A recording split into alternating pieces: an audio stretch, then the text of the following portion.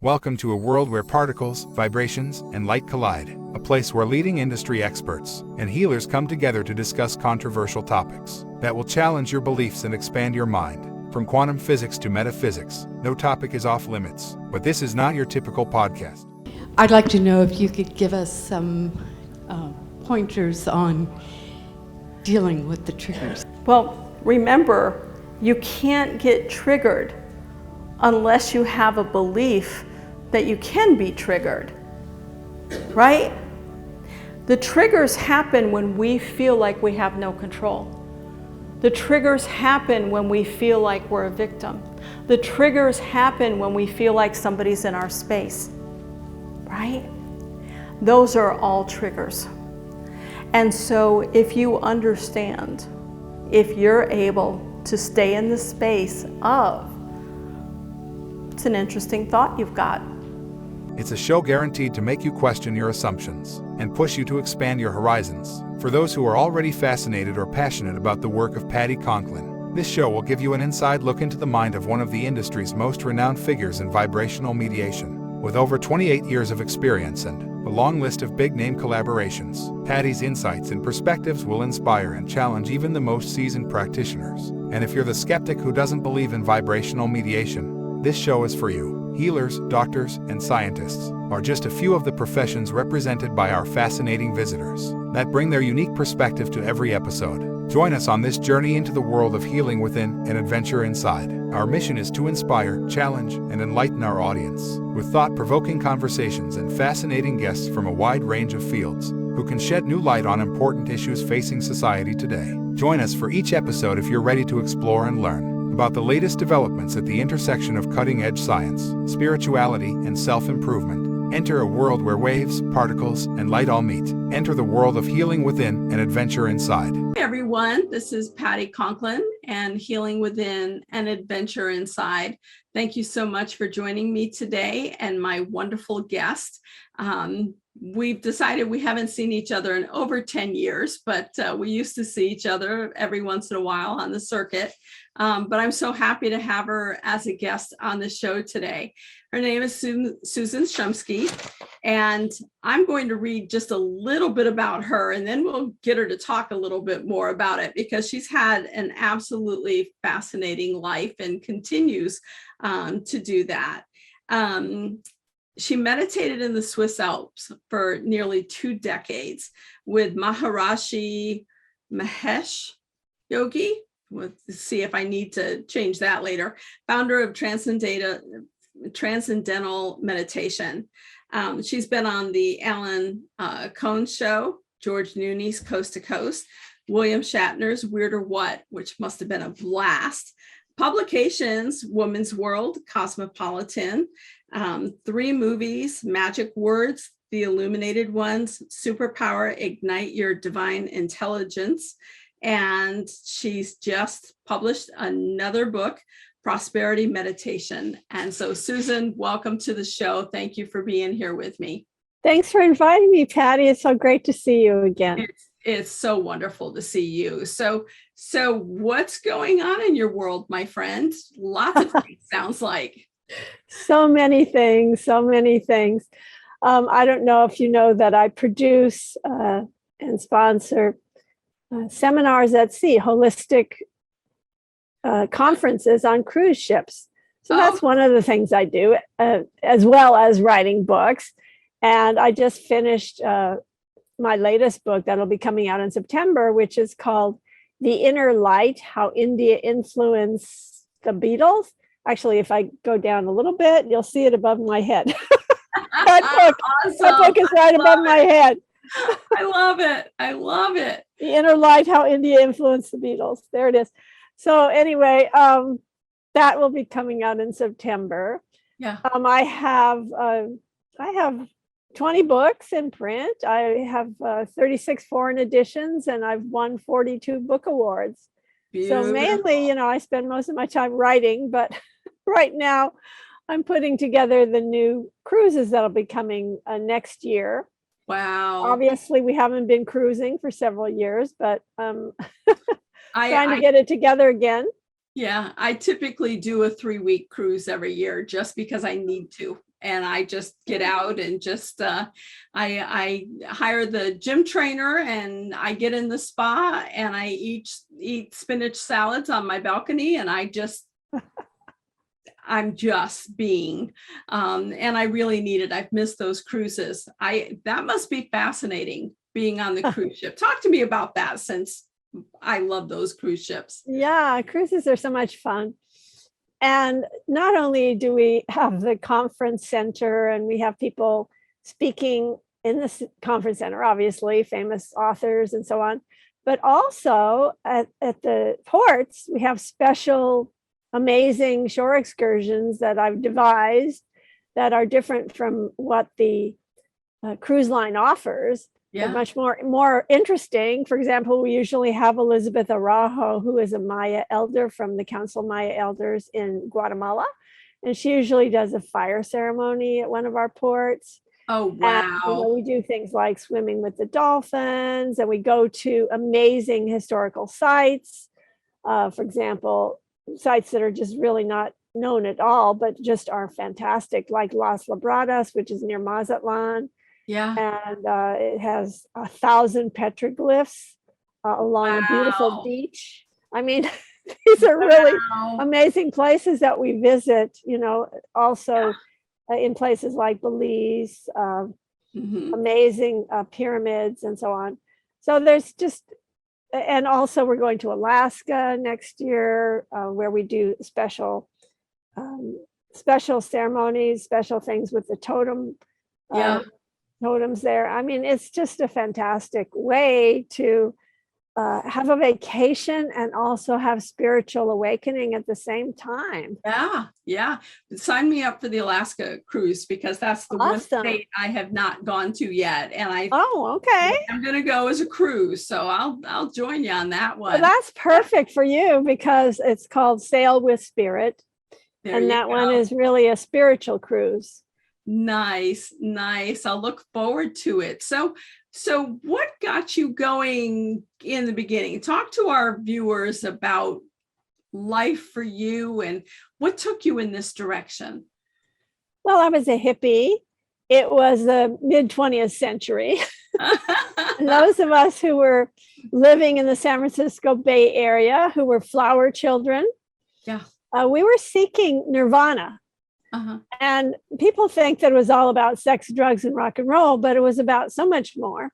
Yeah. And at that time, our gurus were Timothy Leary and Ram Dass, who was Richard Alpert at the time. Yeah. And they told us to turn on, tune in, and drop out. So I tried that. They said we could reach nirvana through taking LSD. I tried that. Didn't work out too well for me. As a matter of fact, I had a psychotic episode as a result of taking LSD. It was really horrible and terrifying. But in any case, I still wanted nirvana. So I was reading the Buddhist scriptures. I was reading Autobiography of a Yogi by Paramahansa Yogananda.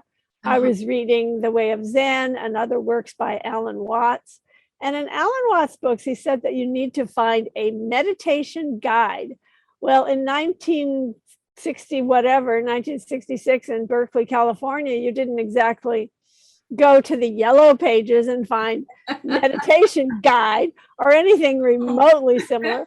So, I asked a friend, well, how do I find this meditation guide? He said, well, have you ever tried to meditate on your own? I said, okay, well, I'll give it a shot. Why not? So I lay on my bed. That's how clueless I was, Patti. I didn't even know you're supposed to sit up when you meditate. I lay on my bed and sort of prayed for or asked for a meditation.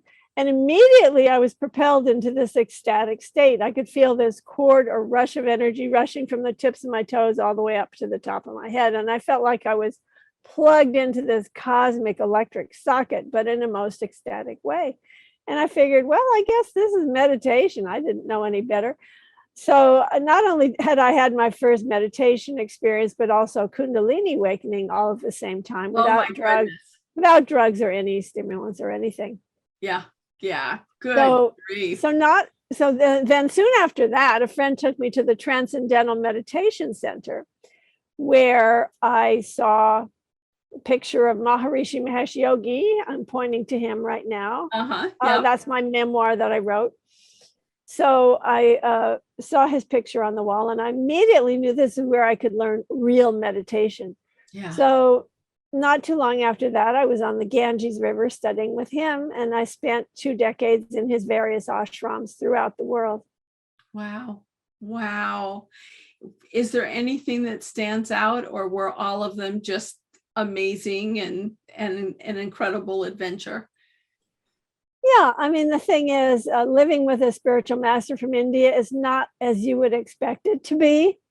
It's not all about having blissful experiences all the time, although I did have blissful experiences Right. most of the time, but the rest of the time it was an emotional roller coaster, extremely intense, extreme pressure, extreme, everything extreme, Extreme. heightened, and very extreme.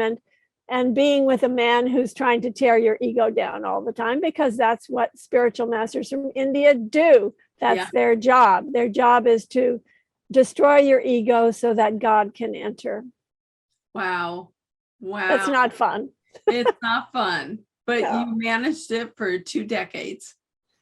Well, I was with him personally. I was on his personal staff for 6 years. Uh-huh. And the rest of the time I was just in his various ashrams. Yeah. So when did you write your first book? I wrote my first book. I started it in like 1990, I think, and it got published in 1996. And that first book was Divine Revelation. I'm pointing to it right now. Uh-huh. Right there. So that book was published by Simon and Schuster by miraculous means. First time unknown spiritual author who knows nothing about writing gets Simon and Schuster, the biggest publisher in the world. Just by following my inner guidance. That's why it happened. Yeah. After I left the ashram in about 1989, I started studying New Thought, metaphysics. I started learning about being able to receive divine guidance, being able to communicate directly with spirit, and being able to be led by spirit in everyday life. And by listening to that inner voice, so many miracles have happened. Probably the most dramatic one was getting the book published by Simon and Schuster. I mean, that's good intuition right there. Just following your inner guidance. Yeah. And so what, Simon and Schuster kept you going in terms of writing a second one, or did you take a break, or is that something you just really enjoy doing, is writing? Well, I didn't know that I was a writer, but turns out I am one. Yes, you are. I was always an artist when I was younger. So I didn't even, writing was, I don't know, I had no concept of becoming a writer, but that's what I ended up doing. Mainly because after I wrote my first book, then I wanted to write another one. So my agent found me another publisher actually to publish another one. And then that publisher kept asking me to write all these other books. They kept giving me the topics to write about, and I wrote about them. Right. Which is awesome. I mean, it's my publisher had asked for 2 books about 3 years ago, and I'm still no closer to getting them written and studying them. But it'll get there when it's meant to be there and meant to be time. So that's always awesome. So out of all of your books, which one really touched people the most? I mean, if there is a qualifier like that. That's really interesting question. The one that touched people the most was Instant Healing. Instant Healing. Right there. This one with the yellow sunflower. Yeah. And that one is my most popular book. It's got the most reviews on Amazon. And so many people have written to me telling me that they have their dog-eared copies that they carry around with them all the time so that they can heal themselves at any moment and get instant healing. Yeah. Because what it does, by people using the affirmations and prayers in that book, they get an instant lifting and an instant result. So it's a wonderful book, a powerful book, and it seems to be my most popular. Although I think the one that has sold most copies, obviously, is Divine Revelation, my first book published by Simon & Schuster. Yeah. So talk to me about the Beatles. How did the Beatles fit into all of this? Right. So I wrote this memoir, Maharishi and Me Seeking Enlightenment with the Beatles Guru, this one up here. Uh-huh. And that particular book came about because an editor in New York asked me to write a memoir. And then she promptly was dismissed, even though she had worked at I don't know, one of the big houses in New York City. Yeah. She had worked there for, I don't know, 20, 30 years, but for some reason she was laid off. So Wow. I wrote the book, but then she wasn't there anymore. So my literary agent tried to sell it again and again and again. Never could get it sold. Finally, and the reason it couldn't get sold is because it wasn't a focus. I didn't figure out what the theme was of the book. But once I figured it out and I rewrote the proposal, then my agent actually was able to sell it to Skyhorse, which is, by the way, part of Simon and Schuster. And that so that finally got published in 2018. Got it. Got it. Wow. And Now, so, why does that have to do with the Beatles? Well, it has to do with the Beatles because the Beatles, Maharishi, who was my guru, was also the Beatles guru.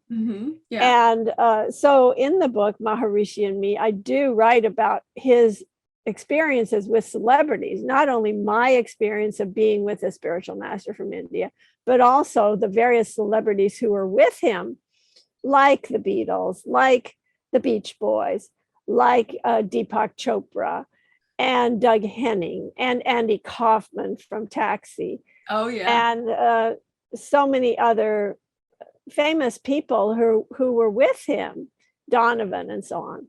Uh-huh. So the Grateful Dead. I mean, I could go on and on. Yeah, yeah, yeah. And So those are also in the book. yeah. So my question would be, and this is coming from a female perspective, did Maharishi tear ego down as much with males as Yes, females? It he was across the board. He was an equal opportunity ego destroyer. He destroyed everyone's ego. Everyone's ego. I call it open ego surgery. Oh my goodness, but intense. I mean, Very intense. that's really intense. I mean, And most people, the average human being would think this is just abuse, just abusive. But it's traditional in India. In India, it's not abuse. In India, it's surrender to the master and attain enlightenment through the way that he works with you. He plays with your mind. He does all kinds of tricks, and he's a trickster, and he's crazy, and he's out of his mind, and all the things that if you read about, if you read a book like Milarepa, or you read some of the books, even Yogananda's Autobiography of a Yogi, he doesn't go into gory details, but he certainly talks about how strict and how exacting and how difficult his spiritual master Yukeshvara, how he was with him. Yeah. It's one of the very few books I've read through the years is that one. So talk to me about your latest book, Prosperity Meditation. Oh yeah, Prosperity Meditations is my latest book. Yeah. And this book is filled with guided meditations, affirmations, prayers, and mantras to help you to lead an abundant life, not just money. Yeah. The subtitle is Everyday Practices to Create an Abundant Life. So that means health, wealth, happiness, love, every area of life to be prosperous. In other words, to be unlimited, living an unlimited life with what I call prosperity consciousness. Right. So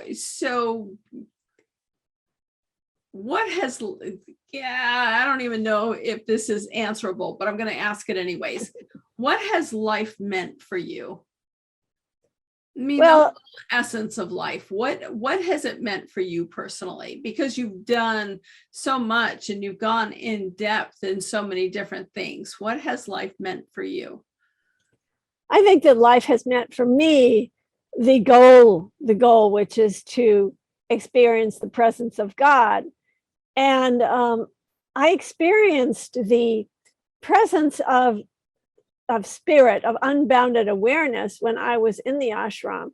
But after I left the ashram and studied with a gentleman named Peter Meyer from San Diego, then I really learned how to experience God directly and how to communicate directly Yeah. with deities, with divine beings, with angels, archangels, ascended masters, divine beings, with spirit, with a capital S, whatever you want to call these Right. spiritual beings. I was able to have that experience of the direct contact and communication, and that's when I, for the first time, really in my life, I had true happiness. I attained true happiness, because true happiness is that experience of the divine, the experience of God. Yeah. Yeah. Wow. Wow. So what's future for you? I mean, you've got your cruises coming back online, thankfully, and your book moving out in different directions, staying focused on those. What? Well, right now I'm really focused on these live events that I'm creating for 2023. The cruises, and also there's tours as well. For example, tours to Peru and India and other places that I want to start the travel business again. Yeah. Now that the pandemic is winding down, shall we say. Yeah.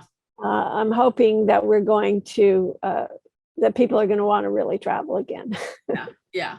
I mean, hopefully. I was in France in July, and it was awesome and amazing, and got out just before they shut the country down again. But it was so nice to be back out and be out and about, and traveling and getting back around the world. So I think that's an important thing for a lot of people, and I think you're going to find a lot of success in that, because I think people really are ready to travel and do the tours again.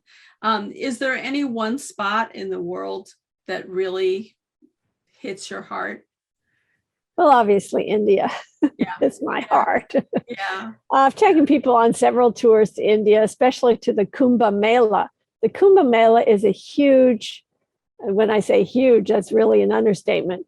It's a huge festival, and thousands, literally thousands of holy people come to the Kumbh Mela, and millions of pilgrims come.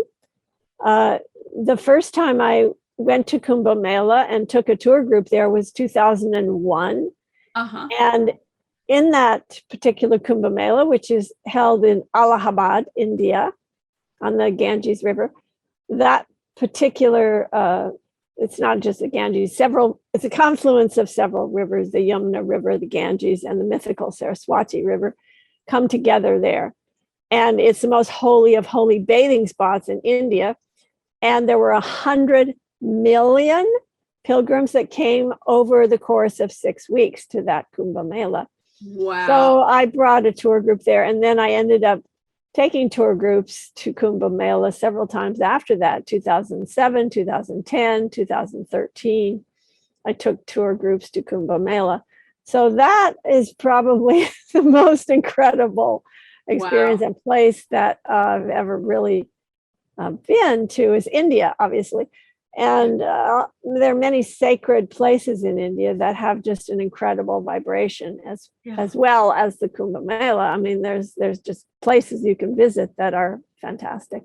Right. Wow.